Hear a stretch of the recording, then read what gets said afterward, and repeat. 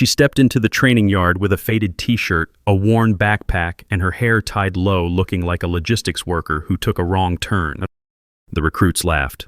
Army takes backstage volunteers now. In a combat drill, a male soldier grabbed her collar, tore her shirt down the back, and shouted, "Girls like you are only good at hiding." But when her back tattoo was revealed, a veteran colonel suddenly stood at attention and saluted. The whole camp froze. This wasn't just any tattoo, but the covert symbol of Ghost Viper. Olivia Mitchell didn't belong there, at least not in the eyes of the others. She'd rolled into the NATO training camp in a beat-up pickup truck. Its paint chipped its tires, caked with mud from some back road. Nobody would have guessed she came from one of the wealthiest families in the country, raised in a world of private tutors and gated estates. Olivia didn't carry that world with her. No designer labels, no polished nails, just a plain face and clothes that looked like they'd been washed 100 times. Her boots were scuffed, her backpack held together by a single stubborn strap. But it wasn't just her look that set her apart. It was her stillness, the way she stood with her hands in her pockets, watching the chaos of the camp, like she was waiting for a signal only she could hear. The first day was a gauntlet. Captain Harrow, the head instructor, was a mountain of a man with a voice that could stop a riot. He paced the yard, sizing up the cadets, his eyes locking on Olivia. "You," he barked, pointing a finger. "What's your deal? Supply crew get lost." The group snickered. A girl named Tara, with a sharp blonde ponytail and a smile that didn't reach her eyes, whispered to the cadet next to her. "Bet she's here to check a box. Gender quota, right?" Olivia didn't blink. She looked at Harrow, her face calm, and said, "I'm a cadet, sir." Harrow snorted, waving her off. "Get in line then. Don't slow us down." During the first meal in the mess hall, Olivia carried her tray to a corner table away from the chatter. The room buzzed with recruits swapping stories, their voices loud, their egos louder. A guy named Derek, lean and cocky with a buzz cut, spotted her sitting alone. He grabbed his tray, strutted over, and dropped it on her table with a clatter. "Yo, lost girl," he said loud enough for nearby tables to turn. "This ain't a soup kitchen.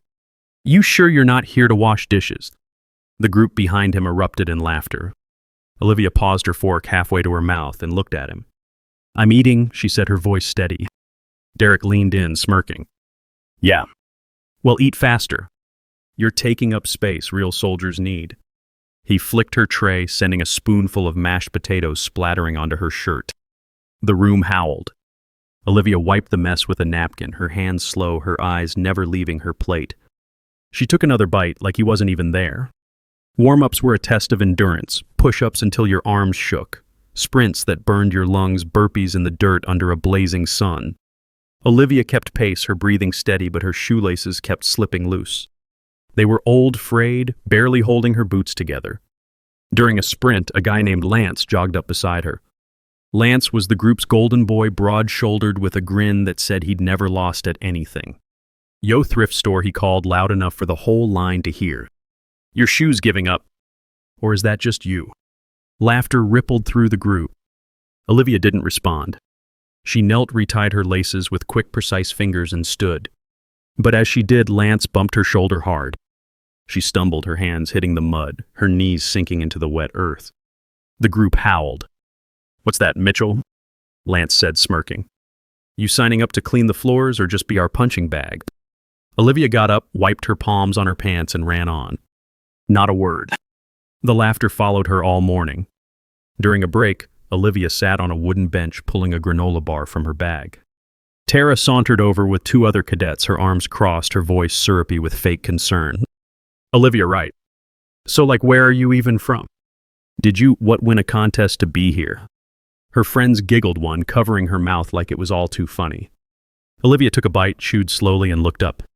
"I applied," she said, her voice flat like she was stating the weather. Tara's smile tightened. "Okay, but why?" She pressed, leaning in. "You don't exactly scream elite soldier. I mean, look at your everything." She waved a hand at Olivia's muddy t-shirt, her plain brown hair. Olivia set her granola bar down, leaned forward just enough to make Tara flinch. "I'm here to train," she said. "Not to make you feel better about yourself." Tara froze, her cheeks reddening. Whatever she muttered, turning away. "Weirdo. Hey, hold up for a sec. If this story's grabbing you, can you do me a quick favor?" Pull out your phone, give this video a like, maybe drop a comment below, just a word or two about what's hitting you. And hit subscribe. It means the world to keep telling stories, like Olivia's stories that remind us what it means to stand tall. All right, let's get back to it.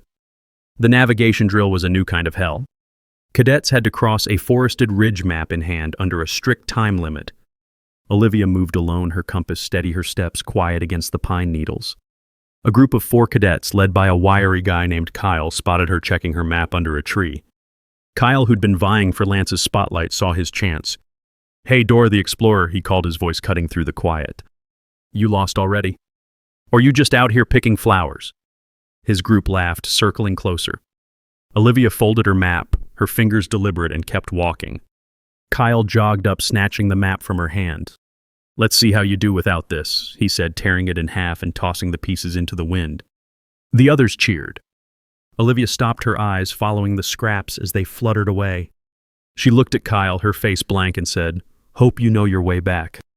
Then she turned and kept moving, her pace unchanged. Kyle's laughter faltered, but his group kept jeering, their voices echoing through the trees. The rifle disassembly drill came that afternoon, and it was a wake-up call. The cadets had 2 minutes to take apart an M4 carbine, clean it, and reassemble it.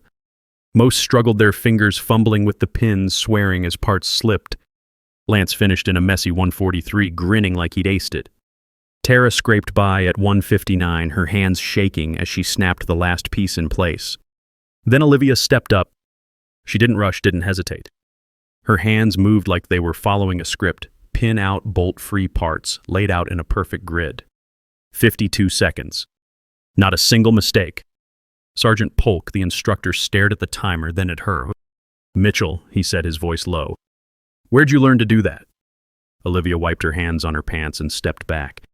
"Practice," she said, her eyes on the ground. The training screen played a slow-motion replay, every move clean, no wasted motion. A lieutenant nearby muttered to Polk. Her hands didn't shake. "That's Special Forces steady." Lance overheard and scoffed. "So she can clean a gun," he said loud enough for Olivia to hear. "Doesn't mean she can fight." But during the break, a quiet cadet named Elena, who'd been watching Olivia closely, slipped her a spare map from her own kit. "You'll need this," Elena whispered, her eyes darting to make sure no one saw. Olivia took it, nodded once, and tucked it into her bag without a word. Whispers started after that. A few cadets glanced at her during the next break, trying to piece her together. Olivia didn't seem to care. She sat on the grass, retying her laces, her face as blank as ever. Tara leaned over to Lance, her voice low but sharp. "Bet she's got some sad story. Poor kid from nowhere, trying to prove she's somebody." Lance laughed. "Yeah, well, she's proving she's a nobody." Olivia's fingers paused on her laces just for a moment. Then she kept tying her movements slow, like she was sealing something inside her. In the equipment shed where cadets were assigned gear for the next drill, Olivia waited her turn, her backpack slung over one shoulder. The quartermaster, a gruff older man named Gibbs, handed out vests and helmets with a scowl. When Olivia stepped up, he looked her over, his lip curling. "What's this, a hobo convention?" He said loud enough for the line to hear. "We don't got gear for civilians, sweetheart." He tossed her a vest 2 sizes too big, the straps dangling uselessly. The cadets behind her snickered. "Maybe use it as a tent," one called. Olivia caught the vest, her fingers tightening around the canvas. She didn't argue, didn't ask for a replacement. She just slung it over her shoulder and walked out, her boots echoing on the concrete. Gibbs laughed, shaking his head. "That one's gonna wash out by tomorrow," he said to the room. Outside, Olivia adjusted the vest with a few quick knots, making it fit perfectly, her hands moving with the same precision she'd shown with the rifle. The terrain run the next morning was brutal. 10 miles over rough ground, full gear, no brakes. Olivia stayed in the middle of the pack, her breathing, even her steps steady. Tara was right behind her, muttering the whole time. "Pick it up, charity case," she hissed. "You're dragging us down." At the halfway mark, Tara nudged Olivia's elbow just enough to throw her off. Olivia's foot caught a rock and she veered off the path, her ankle twisting as she hit the ground. Captain Harrow saw it. "Mitchell," he roared. "Broke formation. Squad loses points." The group groaned, some shooting her dirty looks. Lance turned, his face flushed. "Nice one, Mitchell. Real team player." Olivia didn't argue. She got back in line, her jaw tight, and kept running, her limp barely noticeable. When the run ended, Harrow pointed at her. 5 extra laps. Move! The others watched, some smirking, as Olivia started running again, her breath coming in short gasps. She finished, her face slick with sweat, her hands on her knees. No one offered her water. Tara tossed an empty bottle at her feet. Hydrate with air, she said, laughing. Olivia picked up the bottle, crushed it in her hand, and dropped it in the trash. Not a sound. During a night drill, the cadets were tasked with setting up a perimeter under simulated enemy fire. Flares lit the sky, and instructors shouted orders, creating chaos. Olivia worked alone, securing a rope barrier with steady hands. A cadet named Marcus Stocky and Loud decided she was an easy target. He grabbed her rope, yanking it free, and tossed it into the mud. Oops, he said, grinning. Guess you're not cut out for this, huh? The others nearby laughed, their flashlights bobbing as they watched. Olivia knelt, picked up the rope, and started over, her fingers moving methodically. Marcus wasn't done. He kicked dirt onto her hands, coating the rope in grime. Keep trying, princess, he said. Maybe you'll get it by morning. The group roared. Olivia paused, her hands still, then looked up at him. You done? She asked, her voice quiet but sharp. Marcus blinked, thrown off, but laughed it off. She went back to work, her face unreadable, the rope clean again in seconds. Later, when the drill ended, Marcus's own barrier was found loose, costing his squad points. No one saw Olivia near it, but Elena, watching from the sidelines, hid a small smile. That night in the barracks, Olivia sat on her bunk, pulling an old photo from her bag. It was creased, the edges worn, showing a younger her standing next to a man in a black jacket. His face was blurred, but his posture, shoulders back, eyes sharp, felt like it carried weight. She traced her finger over the photo, her lips pressing together, then tucked it away when she heard footsteps. Lance walked by, tossing his towel over his shoulder. Better sleep tight, Mitchell, he said. Tomorrow's shooting. Don't choke. Olivia didn't look at him. She lay back, hands behind her head, staring at the ceiling, her breathing slow and even. The long-range shooting exam was a make-or-break moment. 5 shots, 400 meters, 5 bullseyes, or you're out. The cadets lined up, nervous, fiddling with their scopes, whispering about wind speed. Tara went first, missing 2 shots, her face pale as she stepped back. Lance hit 4, cursing under his breath. Then Olivia walked up. Tara whispered to the girl next to her. Bet she can't even hold it right. Olivia settled into position, her movements calm, almost mechanical. 5 shots. 5 perfect hits, dead center. No hesitation, no scope adjustments. The range officer blinked at the target, then called it out. Mitchell. Perfect score. A colonel watching from a distance, an older man with gray hair and a chest full of medals, leaned forward. Who trained her? He murmured to his aide. That's a Spec Ops trigger. Lance overheard and rolled his eyes. Fluke, he said. Let's see her in combat. But during the equipment check, after the range officer found Olivia's rifle had a misaligned sight nobody else had noticed. She'd still hit every shot, compensating perfectly. The officer shook his head, muttering, That's not luck. That's skill. In the mess hall the next day, Olivia's tray was empty. She'd been last in line, and the food had run out. She sat anyway, sipping water, her face calm. A group of cadets led by a girl named Jenna saw her and decided to have fun. Jenna, tall and smug, with a laugh that carried, walked over and dropped a half-eaten apple onto Olivia's tray. Here, she said, her voice dripping with pity. Can't have you starving, right?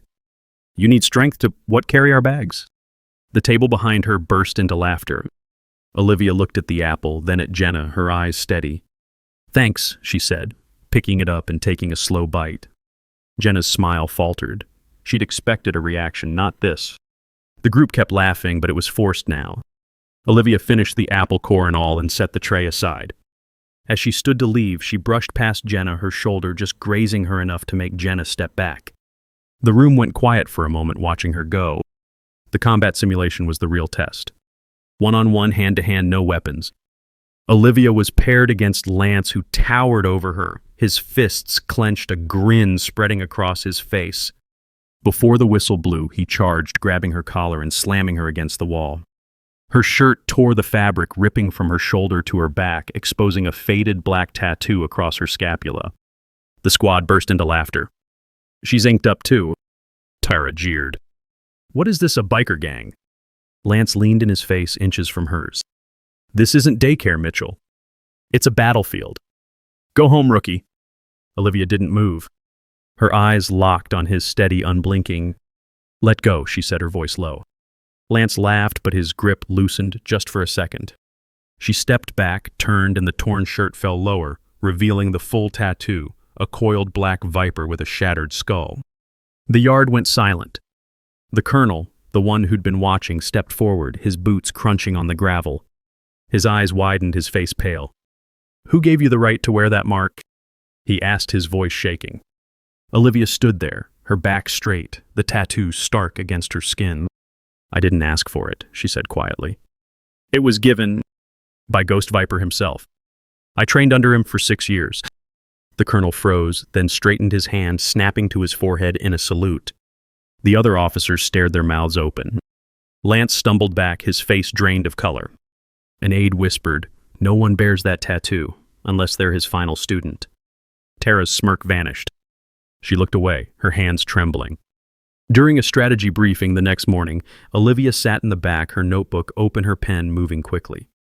The instructor, a stern woman named Major Klein, was explaining defensive tactics when she called on Olivia, her tone sharp. "Mitchell, you got something to add, or are you just doodling back there?" The room turned, expecting her to shrink. Olivia looked up, her pen still, and said, "Your flank's exposed on the left. You'd lose half your unit in an ambush." Klein blinked, caught off guard. She glanced at the diagram, then back at Olivia. "Explain," she said. Olivia stood, walked to the board, and drew a quick adjustment, her lines precise. "Shift your scouts here," she said. "Cuts their angle of attack." The room was silent. Klein nodded slowly, then said, "Noted. Sit down." As Olivia returned to her seat, Tara whispered, "Teacher's pet now." But Klein overheard and snapped, "Quiet, cadet. She just saved your hypothetical lives." Tara's face burned and the room shifted, eyes lingering on Olivia with new respect. Ghost Viper.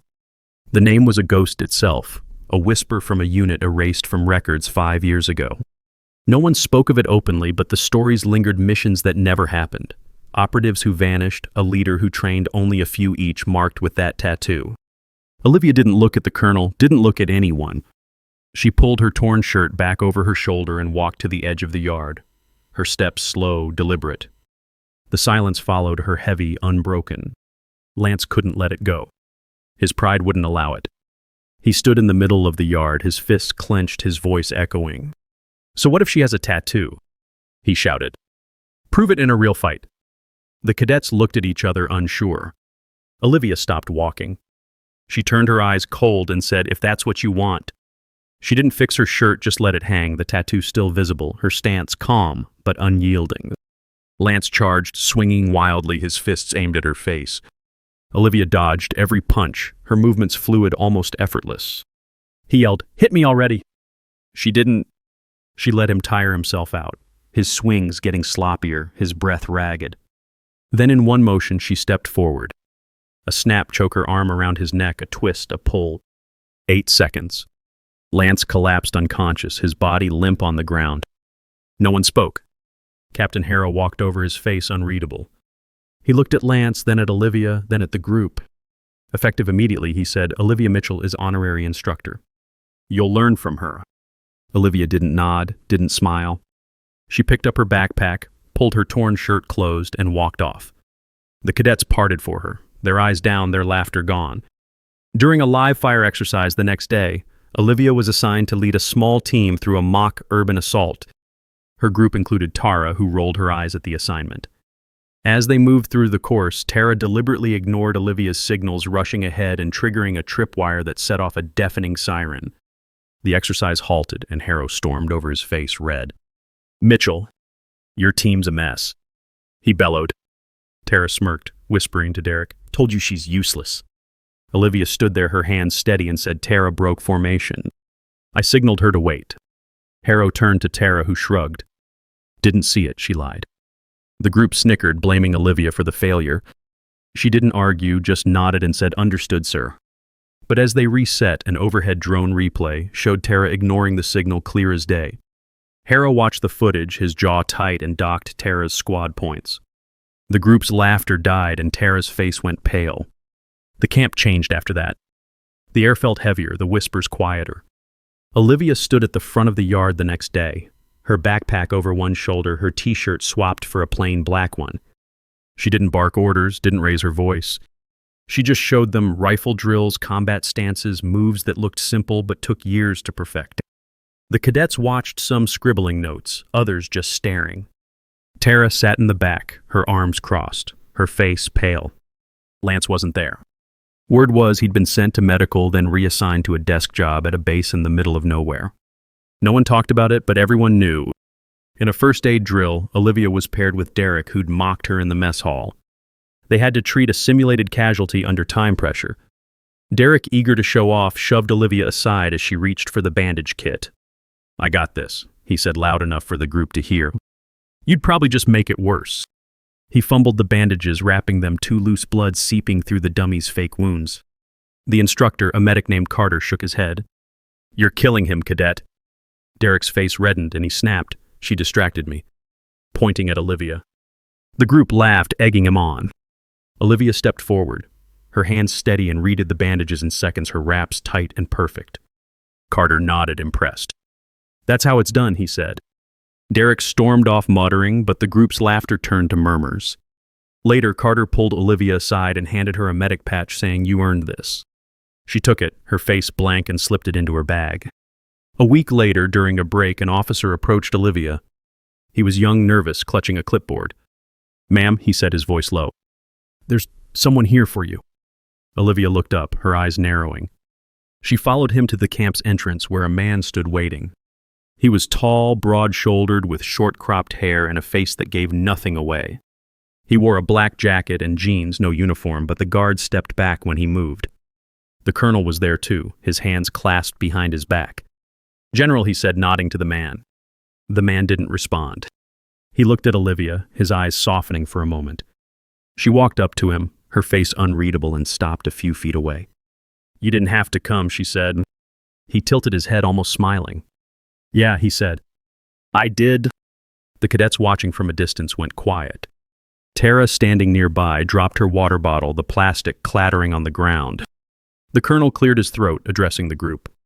"This is General Thomas Reed," he said. "Olivia's husband." The words hit like a shockwave. Reed didn't say anything else. He put a hand on Olivia's shoulder, and they walked to the pickup she'd arrived in. The engine roared to life, and they drove off, the dust kicking up behind them. No one moved until the truck was gone. During a final review, the camp's top brass gathered to evaluate the cadets' progress. Olivia's name came up, and the room went quiet. A junior officer, unaware of her story, suggested cutting her for lack of leadership. The colonel, the same one who'd saluted her, leaned forward, his voice low. "Mitchell's file is classified," he said. "But I'll tell you this, she's the only one here who could have run this camp blindfolded." He pulled out a sealed envelope stamped with a black Viper emblem and slid it across the table. "Her evaluations from Ghost Viper. Read them. Then tell me who's lacking." The officer opened it, his hands trembling, and went pale. The room stayed silent as he read, his eyes widening with every line. Olivia wasn't there. She didn't need to be. Her truth was already rewriting the story. The fallout was swift. Tara's sponsorship with a defense contractor vanished after a video of her mocking Olivia went viral. It wasn't Olivia who posted it, just a cadet with a phone and a sense of justice. Tara left the camp a week later, her head down, her bags packed. Lance's reassignment wasn't the end for him either. His name came up in an internal review, and he was discharged for conduct unbecoming. The others, the ones who'd laughed, who'd tossed empty bottles, didn't face formal punishment, but they carried something heavier. Shame. The kind that lingers, that makes you avoid mirrors. Olivia didn't return to the camp. Her name stayed on the instructor roster, but she never taught another session. Some said she was with Reed running a training program, no one could confirm. Others said she'd vanished just like Ghost Viper. But the cadets who'd seen her, who'd watched her move, who'd felt the weight of her silence, they didn't forget. They told her story, passed it down, let it grow. Not a legend, not a myth. Just the truth of a woman who didn't need to shout to be heard. Years earlier, Olivia had been different. Not softer, but younger, her edges less defined. She'd trained in a compound nobody knew existed under a man whose name was never spoken. He'd chosen her not because of her family's money, but because of her quiet, because she listened, because she moved with purpose. 6 years she'd learned his ways, the rifle, the choke, the way to stand so the world noticed without you saying a word. He'd given her the tattoo himself, the needle biting into her skin as he said, "This isn't a badge. It's a promise." She'd knotted her jaw tight and carried that promise ever since. Back in the camp, the days after her departure felt hollow. The cadets trained harder, but the energy was different. They'd seen something they couldn't unsee. During a night drill, one of the younger recruits, a kid named Sam, found Olivia's old photo in the barracks tucked under a bunk. He held it up, squinting at the blurred man in the black jacket. "Who was she really?" he asked the group. No one answered. Tara, still there, but quieter now, looked at the floor. Sam slipped the photo into his pocket, not sure why, but feeling like it mattered. The consequences kept coming. The defense contractor who dropped Tara faced a PR nightmare when the video spread further, their stock dipping as online forums lit up with outrage. Lance's discharge wasn't just a footnote. His family name, once respected, became a cautionary tale in military circles. Captain Harrow, who'd yelled at Olivia for breaking formation, was called into a meeting with the colonel. Nobody heard what was said, but Harrow was quieter after that, his orders less harsh, his eyes scanning the yard like he was looking for something he'd missed. Olivia's story didn't end with the camp. It spread, carried by the cadets, by the officers, by the whispers that followed her name. It reached the older folks, the ones who'd been judged their whole lives, who'd been told they didn't belong. They heard about the woman who'd walked into a room full of scorn and walked out with a salute. They understood her silence, her steady hands, the way she didn't need to explain herself. Her story was theirs, a reminder that truth doesn't need a megaphone. It just needs time. In the end, it wasn't about the tattoo or the rifle or the choke that dropped Lance. It was about Olivia's presence, the way she carried her pain, her past, her power, all without a word. She didn't need to prove herself. The world caught up like it always does. And for everyone who'd ever been pushed aside, her story was a quiet promise your time's coming. Hold your ground. You're enough. Where are you watching from? Leave a comment below and hit follow to walk with me through heartbreak, betrayal, and finally healing.